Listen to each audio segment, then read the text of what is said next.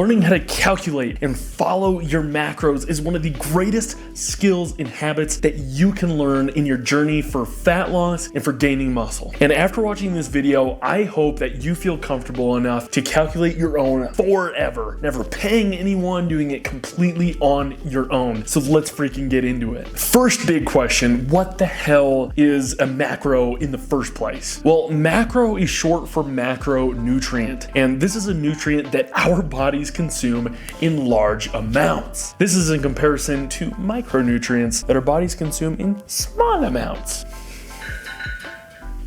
I know my calves are small. I'm working on it. There are three primary macronutrients: fats, carbohydrates, and proteins. These are nutrients that our body also breaks down to provide energy for everything we do to stay alive. Now, counting macros is superior to just counting calories. That's because when you're trying to lose weight, you're not actually trying to lose weight. What you're really trying to do is to lose body fat while also preserving as much lean muscle mass as you possibly can. You could lose 30 pounds and really not look all that much better because you're skinny fat now. You've lost just as much muscle as you have fat. So by paying more attention to the actual macronutrient makeup of the calories we're consuming is just the way to go. Now, the first step in calculating our macros is finding our metabolic rate, or in other terms, the amount of calories that our body burns on a daily basis to maintain our weight at an even level, not gaining and not losing. We're going to Google to search for calorie calculator. My favorite calculator generally pops up right on top from calculators.net. Plug in your personal information and it will spit out a number. For our example, we will use a 22-year-old male that is 5'10", 180 pounds, and has a moderate level of activity throughout the week. We are given 2,670 calories as the calories needed to maintain weight. Let's say our goal is to lose 1 pound a week, which means a 500 calorie deficit per day, taking our calories to 2,100. This calculator is just a starting point. This is a mathematical average. It is not going to be 100% true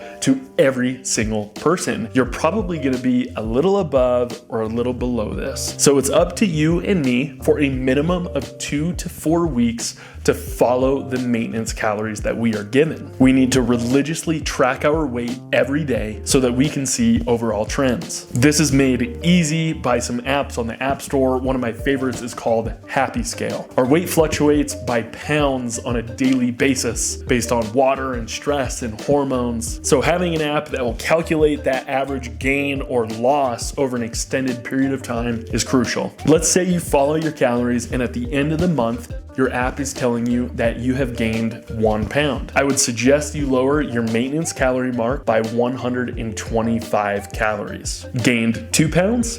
250 calories, and vice versa for losing weight. If you lost 2 pounds, then your maintenance calories are 250 calories above, roughly. The flip side is also true. If you lost 2 pounds this month, then you should raise your calories by 250, and that is your rough metabolic rate. Now that we've got this number, the rest is just easy math. As we calculate these macros, it's important to know that 1 gram of protein and 1 gram of carb both have 4 calories, where 1 gram of fat equals 9 calories. Let's calculate for protein first. Protein is really easy to calculate because it's merely based off of your body weight, and you should be consuming between 0.8 and 1 gram of protein per pound of body weight. Based on our 180 pound male, that's 180 grams of protein. Simple enough. Next, we move on to fats because unlike carbohydrates, fats and proteins are essential for our actual survival. So we want to make sure we address those first. Fats should consist of at least 20% of your diet. Off of our 2,170 calories, that means 434 calories are coming from fat. We divide fats by 9